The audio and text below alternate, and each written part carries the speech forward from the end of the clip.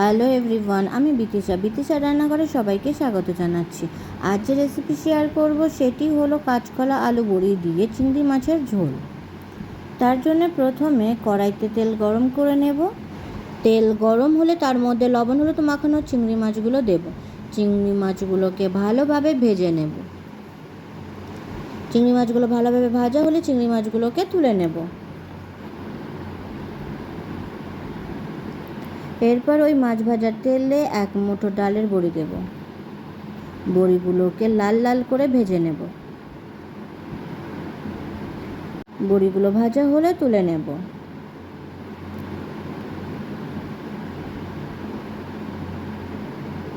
কড়াইতে অল্প পরিমাণ তেল গরম করে নেব।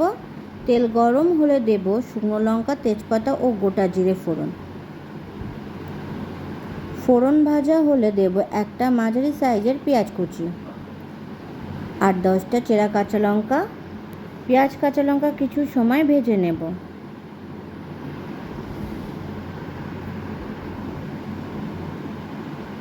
পেঁয়াজ ভালোভাবে ভাজা হলে দেব 1 চামচ রসুন বাটা।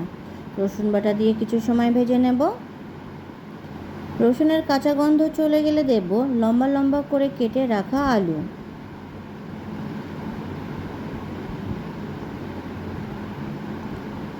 আলুগুলো ভালোভাবে পেঁয়াজ রসুনের সাথে মিশিয়ে কিছু সময় ভেজে নেব।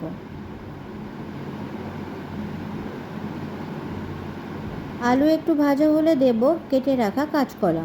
কাঁচকলা ও আলুর সাথে মিশিয়ে আরও কিছু সময় ভেজে নেব। কিছু সময় ভাজার পর দিয়ে দেব পরিমাণ মতো লবণ ও পরিমাণ মতো হলুদ। লবণ হলুদ ভালোভাবে মিশিয়ে নেব। বারবার নাড়াচাড়া করতে হবে, খেয়াল রাখতে হবে আলু কাঁচকলা যেন না পুড়ে যায়।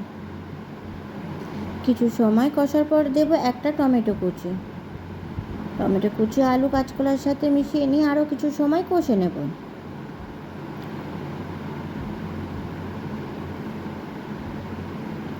টমেটো গলে গেলে দেব 1 চামচ জিরে গুঁড়ো, 1 চামচ ধনে গুঁড়ো, 1/2 চামচ মরিচ গুঁড়ো, 1/2 চামচ শুকনো লঙ্কার গুঁড়ো। সব গুঁড়ো মশলা ভালোভাবে আলু কাঁচকলার সাথে মিশিয়ে নিয়ে কষে নেব।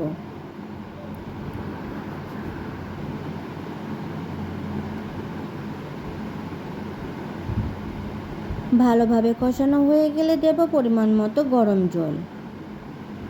ঝোল একটু নাড়াচাড়া করে ঢাকা দিয়ে ফুটতে রেখে দেব। কিছু সময় পর ঢাকা খুলে ঝোল একটু নাড়াচাড়া করে নেব। এরপর দেব ভেজে রাখা ডালের বড়ি। বড়ি ঝোলের সাথে মিশিয়ে নিয়ে সিদ্ধ হওয়ার জন্য ঢাকা দিয়ে ফুটতে দেব। কিছু সময় পর ঢাকা খুলে নিয়ে ঝোল নাড়াচাড়া করে নেব।